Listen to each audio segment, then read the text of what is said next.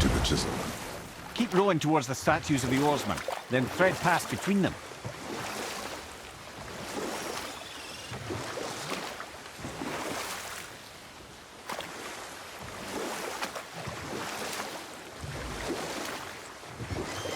Mimir, you never did tell me why Freya spit in your face. Well, she blames me in large measure for her present circumstances, and not totally without reason. It all goes back to the long war between the Aesir and Vanir. Prior to that, wars for the Aesir were easily won, but the Vanir had proved their equal and exacted devastating damage. Both sides suffered tremendous losses, and for many of us, quite frankly, war was simply no fun anymore, but a rather senseless waste of precious life. Wouldn't you agree, brother? Precisely. Enough was enough. And at last, Odin's most brilliant advisor became determined to find a more enlightened path. You know what? I'll tell this one later. This chisel we seek, what is it? I'm glad you asked, actually. I have just the story for you. There was a giant once, named Thamur. A very giant, who, despite his mountainous size, was without question the greatest stonemason this world had ever seen. Proud Thamur hoped to one day pass his vast knowledge on to his son. But young Hrimthur had the heart of a warrior. Perhaps the father had too much fear in him, or the son too little. Either way, a quarrel of theirs spiraled out of control, and the overworked stonemason, bonk, struck his son. Hrimthur ran off into the night. Feeling shame and regret, Thamur chased after his son. But in his emotional state, soon found himself wandering Midgard, lost and alone. Sadly, he caught the eye of the one person he didn't want to meet alone that night, so far from home. Thor. And what happened next? You'll see. Thor killed him. Oh no. He fell in the village? Aye. When Thamur fell, he'd crushed a charming place famed for worshipping the Vanir god Njord. Thor always took credit for planning that one. The truth is, the sweaty ballbag just got lucky. What now then? Maybe Freya ought to have a look at the boy. No, I feel better now. I just needed to catch my breath. Where do we go next? Well, now that we've got the giant's chisel, we need to learn the travel rune to Jotunheim, so we can carve it into that special gateway atop the peak, and open realm travel to the land of the giants. You don't know it? Alas, no. But the serpent did mention that the giants had entrusted that secret to Tyr. Isn't Tyr dead? Aye, but his hidden boat is very much in reach. The doors of Loki's temple, submerged in the lake for generations until our snake friend shifted his weight. There we shall find the fabled Black Rune of Jotunheim. We could also explore some more. We got that chisel now, and that vault isn't going anywhere. Seems a shame to waste the boat. We shall see, boy. Mimir, you were in the middle of a story before. So, how did this advisor of Odin's try to end the long war? He set about to broker a peace between the gods.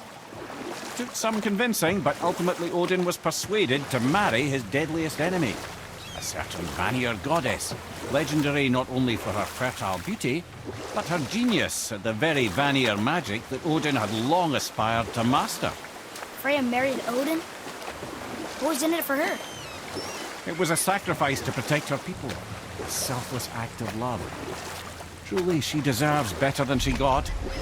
But of course, there's more to that story. Okay, I know I saw something. I saw it too. Freya did say the Jotunheim Realm Tower was missing from the lake. But maybe only kinda? Very strange indeed. Go. Yeah.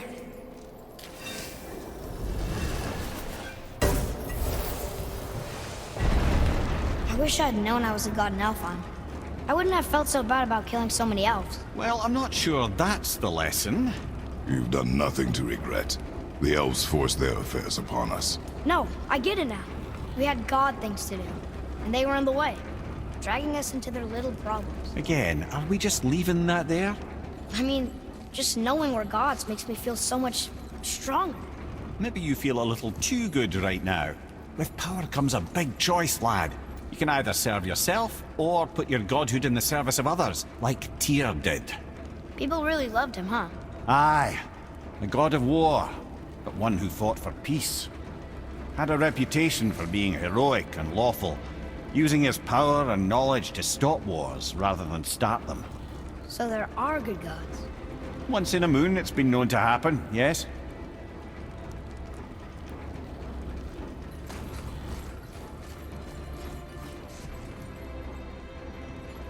This one mentions places I've never heard of. Seems Tyr really liked to travel. Tyr believed the mind, not might, was key to preventing war and chaos. And he also knew visiting other cultures would give him perspective staying in one place could not. While Odin always hoarded knowledge, guarding it jealously, Tyr was open and sharing with his learning and his wisdom. For this, mortals adored Tyr, showing their love by bringing him gifts the world over.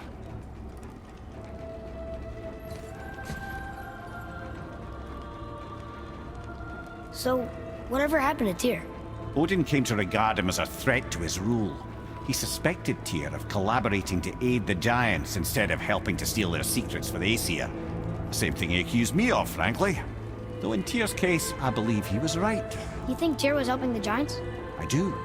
He felt responsible for the suffering visited upon them by Odin. I suspect he had something to do with helping them cover their tracks. The missing Jotunheim Tower. Correct. Whatever happened to it, I believe it could only have been done with Tyr and the Giants working together.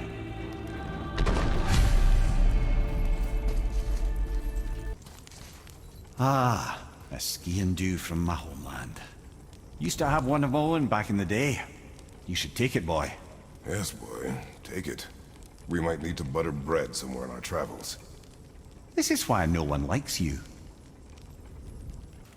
What is this place? This is Odin's. I'd recognize his atrocious taste anywhere.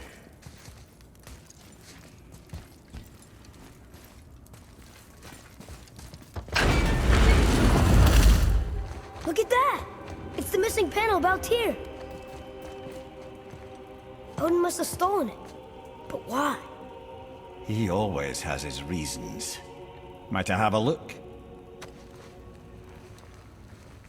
Well, this is most unexpected. Why? What does it mean? I haven't the foggiest. Isn't that unexpected? Head. Look, clearly that's Tyr. Traveling somehow. Perhaps magically. But what's that to do with the Giants that they should devote a shrine to it? I'm afraid that is none too clear. What are those runes in the corners? Not runes. Symbols from different lands. They mean... War. Aye. How do you... This one I know too well. Oh.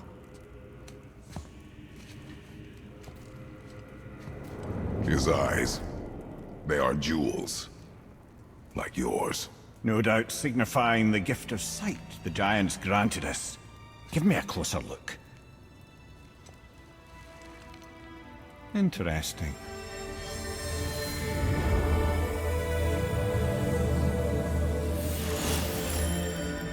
Very interesting. What is that? Secret plans concealed by Tyr so none could access but him, and those few others the Giants trusted. And right under Odin's nose, ho ho ho! I did promise I'd get you to Jotunheim. What do you mean, Head? You said we were out of options. Don't you see, brother? Odin never gave up hope, and neither should we. He knew there was a clue in here, but we're the ones who found it. These plans are for a key to some chamber Tyr's kept hidden. I don't know where it's leading or what we'll find, but it's a path.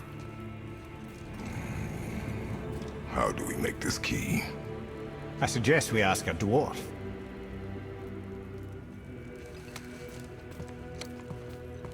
That symbol on the temple door. It's a bunch of runes together. Peace, unity, hope, other things too. Tyr's own design. He made this door himself.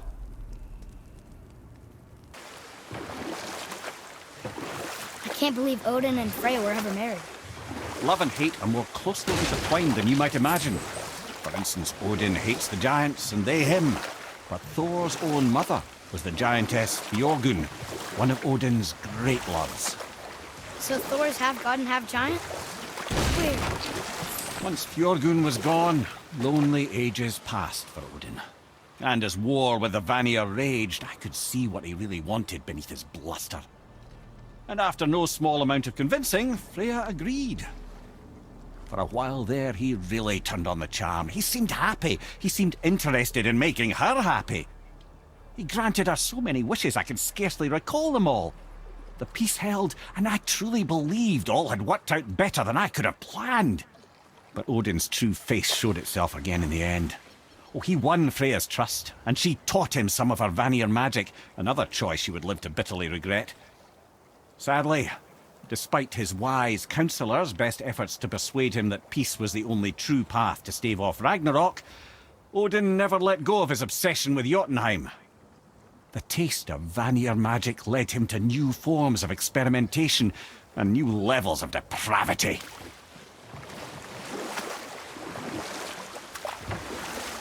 Okay, obviously the marriage to Odin didn't last. But how did Frey end up a hermit in the woods? Oh, that was a singular piece of cruelty, even for Odin. As if the marriage wasn't punishment enough. Freya was better to him than he deserved. She stuck it out through all manner of indignity, all in the name of maintaining peace and safety for her people. But Odin's madness, his tyranny, his corruption of her magics, it became more than she could stomach, and at long last she broke it off. Odin's wrath was fierce, and his curses upon her were more than she dared to fear. But her magic was so much stronger than his. After so much time together, he knew her vulnerabilities and exploited them to craft curses she could never break. Oh, like not being able to leave Midgard. Worse still, he robbed her of her warrior spirit. Freya cannot fight, even to defend herself. No living thing may she harm by blade nor spell. In a world this belligerent, what choice does she have but isolation? Poor Freya. I guess if I was her, I'd spit in your face too. Aye, lad. So would I.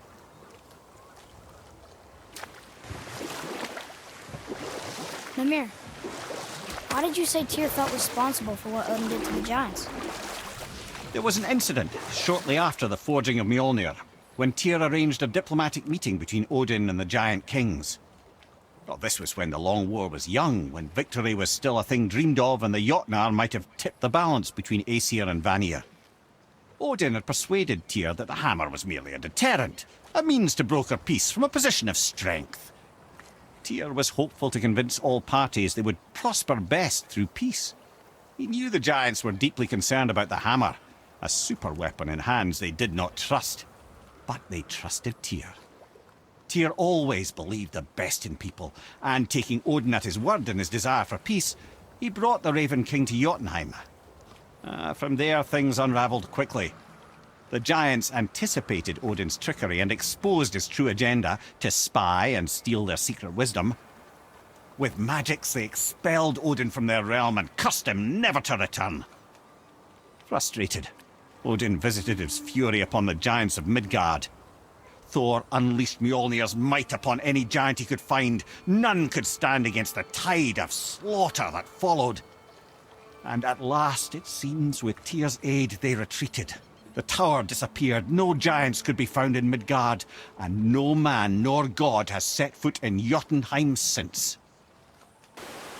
Mimir, why did you work for Odin if he's so horrible? It's my career! And if you mean to make your career as a counsellor to kings, you can't very well rule out petty maniacs. Available positions are scarce enough. My first master was a cruel piece of work as well, but I learned through him the enduring power of wit, which served me well with kings and gods alike. I couldn't have been much older than you when I started. A fairy king's errand boy and unofficial jester. By night, my mates and I had the run of the forest. Good fellows they called us, knavish spites to the last. We'd get up to all manner of mischief, making fools of the local mortals. But as long as our lord was kept amused, we were spared the consequences. Oh. Then one day he was not amused, and I saw fit to move on. Thankfully, the ages and roads travelled since then have turned me from that merry wanderer into the paragon of virtue you see before you today. Mimir, how'd you come to be in these lands? Lad, there comes a time in every man's life when he changes his name and heads north to make a new start. If you live long enough to do this many times over, you might end up as far north as this place. By the time I arrived, I already knew Odin by his reputation, and so I set to demonstrate my worth by coming to him with something I knew he'd value. A mystic well of knowledge. Or rather, I should say, a well of water laced with enough mystic mushrooms to make a god see visions. Oh, he was rightly impressed. Can't say for sure what he saw that led him to try gouging out his own eyes, but I managed to restrain him before he finished the job. Then I persuaded him it has been his sacrifice made for an even higher form of sight to be bestowed. Blah, de blah, de blah, de blah. I used to think he never caught on, but the day he took my eye, I realized he had never been fooled. He knew I'd outwitted him, called the lesson wisdom, and hired me to make sure from then on I was on his side. And for a long, long time I truly was. Doesn't mean he didn't hold a grudge. Mimir, I still don't get why you ever wanted to work for Odin. Back then, I was young enough to still be ambitious. The Aesir gods were as powerful a force as I'd come across, but they clearly lacked for strategy, focus, and sage counsel. All this could I faithfully provide. And so, a stranger from a far-off island found himself with Odin's ear, trusted as he trusted no one but himself. And with that kind of power, laddie, I must confess, there are perks. Yeah, but he's Odin. I never claimed to be perfect, laddie, only clever. And often clever by half. So what'd you do to get Odin so mad at you? Well, for a long time my job was to enable Odin, and I was fucking excellent at it. Gradually, as I grew more to care about people and the world, my job became to contain him, to protect him from himself. By serving peace, I served his interests as well, that's the truth. But he saw it as disloyalty. No longer trusting my motives, but not wishing to part with my brain or tongue, he bound me to a tree and adopted a new pastime of casual torture. Well, I'm glad we came along to cut off your head. Aye, lad. Lucky break that was.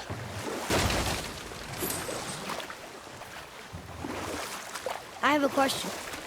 If Ymir was the first giant, where did he come from? In the beginning, there was Ginnungagop, the Great Void.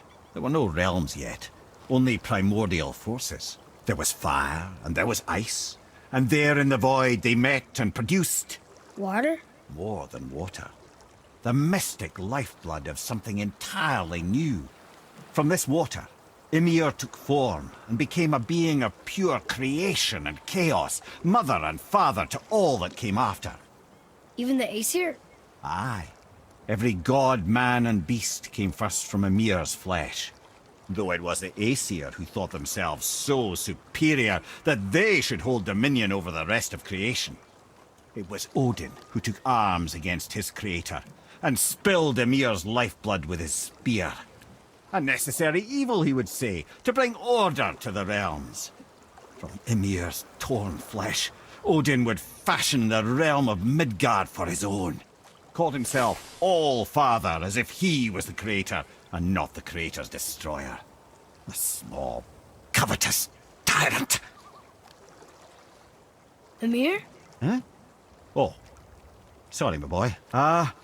You know, I think it best we just end it there, actually. Mimir, you never told me what happened with the stonemason's son. Hrimthur, son of Thamur. After completing his father's masterwork, the Great Wall of Jotunheim, he thought of nothing but making the Aesir pay for their crimes against the giants. Once he longed to fight Thor, but tragedy had brought wisdom to Hrimthur, and cunning. He observed that Asgard's walls were half-built and shoddy, for no Aesir god could be bothered with such tiresome labour. So Hrimthur adopted the guise of an ordinary man and made the Aesir an offer. He would build them majestic new walls, and if he couldn't build them within 2 turns of the season, they would owe him nothing for his labours. And if he succeeded, He asked only for an audience with the goddess Freya. Odin agreed, knowing the task was impossible, but intrigued by this stranger. Hrimthur made short work of it, of course. He had the benefit of his father's training and the aid of a magical stallion for fetching stones. Odin was not happy to find himself on the losing end of the wager, but he seemed to uphold his end of the bargain. Freya was sent to meet the mason, and to her surprise, he wanted only to whisper something in her ear. That being done, he made his way out of Asgard. And when he found Thor awaiting him at the gates of Midgard, he knew he had been double-crossed. But he didn't care, because his plan was complete. It was? What did he say to Freya? Only she could say for certain, but I've had many moons to work it out. Hrimthur knew that Freya loathed the Aesir, despite her marriage to Odin, and I believe he gave her the secret to Asgard's defenses. Some weakness he may have built in, structural or magical, which I expect will be exploited come Ragnarok when Surtur arrives to burn Asgard to ash. If not sooner. Oh man, the tower ate the Unity Stone, didn't it? I wanted to fly again. Yes, that's a terrible pity.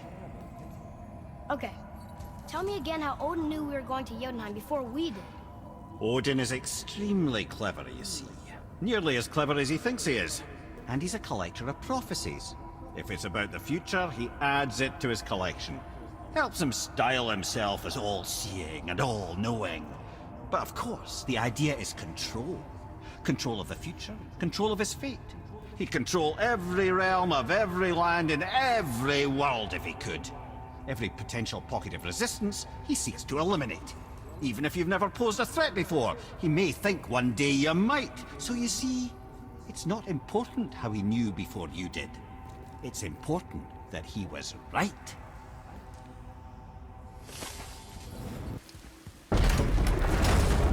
Mimir, what else did the serpent tell you when you spoke? Kinda sounded important. I'm sure it's nothing. He just said the boy seemed familiar to him. Me? That's impossible. Oh, I quite agree. Unless, perhaps, he refers to something yet to be. It is said that when Jormungandr and Thor battle at Ragnarok, their clash so violently shakes the Tree of Life that it splinters, casting the serpent backward through time, even before his own birth. What? That is madness. Well, I did say not to concern yourself.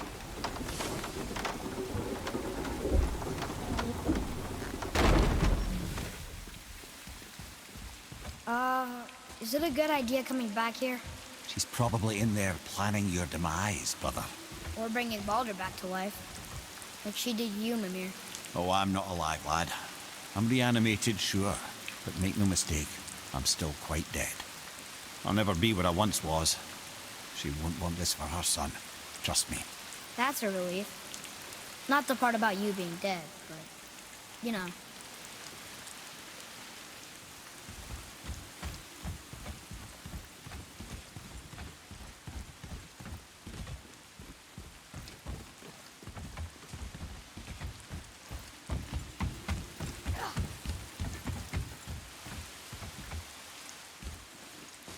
Atreus, to me. Okay, coming.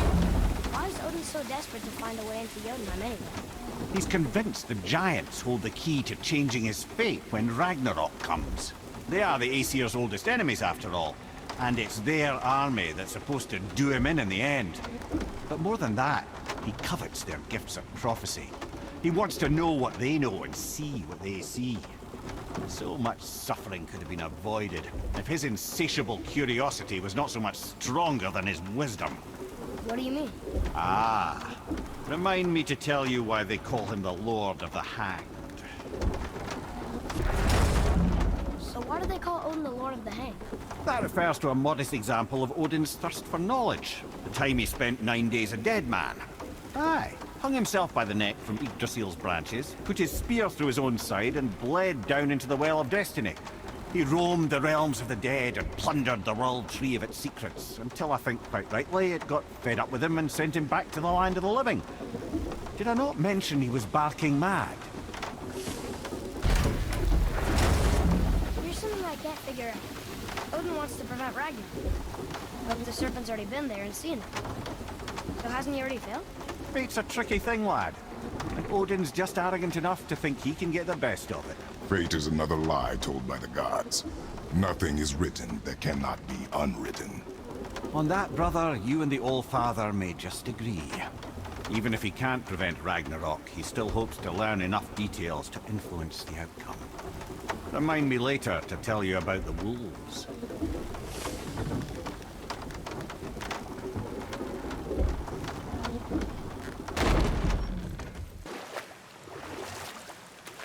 If I'm not mistaken, we've yet to discuss the tale of the giant Bergelmir. Oh, yeah. I remember his shrine. It looked happier than the other ones. Mostly. It begins in an ocean of blood. Finally, a story worth hearing. If you remember, Ymir, the first giant, was fatally stabbed by Odin. It's in his blood our story starts. Ymir's magical guts poured out in a torrent so violent it threatened to flood all of creation. The Jotnar were unprepared, as the very last of them were washed away in the endless tide. Not just Ymir, but all of giant kind faced extinction. And so would Odin's victory have been complete. But Ymir's kind did not all perish that day. Staying afloat in the hollowed husk of a tree, the frost giant Bergelmir endured, as did his lady wife. For weeks they sailed, until finally they came upon a new land. They called it Jotunheim. And there they would start anew. As father and mother they would multiply exceedingly, and as king and queen they worked to make Jotunheim a land where giants would know no master but themselves. Bergelmir never sought revenge for Odin's slaughter. His vengeance was to live and prosper. He died at peace, a legion of his kin to mourn him. He would ever be known as Bergelmir the Beloved. Bergelmir the Beloved. Huh. I've never heard a story end that way. Not a true one, anyway. If you do, laddie.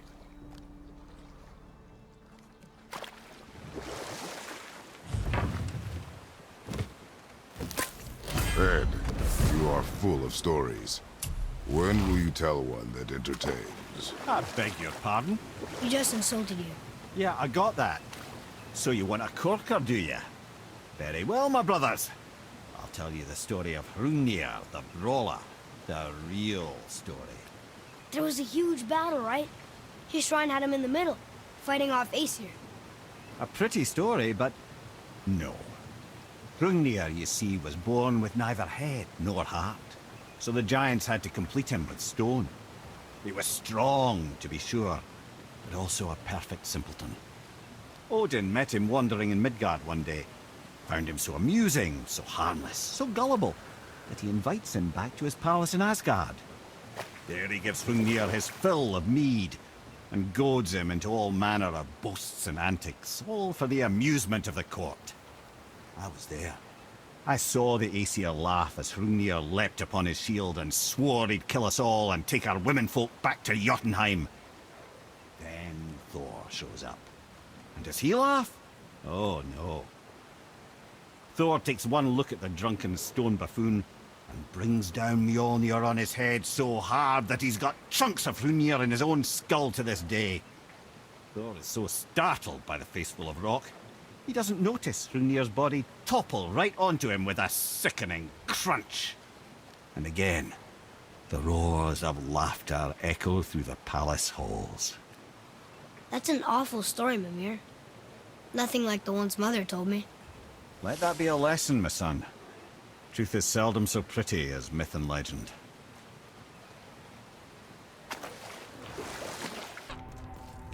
Mimir, why do you have Bifrost crystals in your eyes?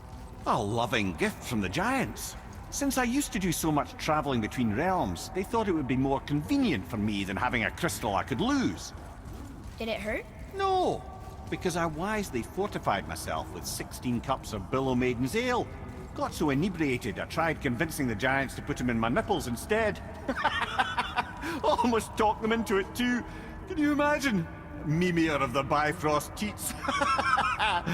Ah, those were the days. Ew. Okay, I'll stop now. Mimir, what can you tell me about that giant lady with the bow? She was called Skadi, Queen of the Hunt. Her father was Thiotzi, who could take the shape of any wild creature, and taught Skadi how to hunt them all. From the ribs of pack beasts, she fashioned second feet, allowing her to glide upon the snow so no animal could evade her. She became a huntress beyond compare, even to any god. Odin himself wanted her for his bride, believing she would bear him strong sons. But she spurned his affections, and for that insult, Odin vowed revenge. It was put forth that the Aesir were plagued by an eagle who would steal the precious golden apples of Idun. Not even the finest archer among the gods could bring it down. Odin knew that Skadi could not resist the temptation to prove herself superior, and so she joined the hunt. Skadi tracked the eagle as it flew where she alone could glide, and loosed an arrow from her unerring bow. When she collected her quarry, she found no eagle at all, but her own father, poor Thiotzi, slain by his own daughter. She was overcome with grief and shame, for there is nothing nature so reviles as a child who kills their parent. Skadi succumbed to her fate as winter's blanket fell, holding her father as the mountain held her in an embrace to last eternity. Well, that was sad. Aye. There aren't many happy endings for the giants, I'm afraid.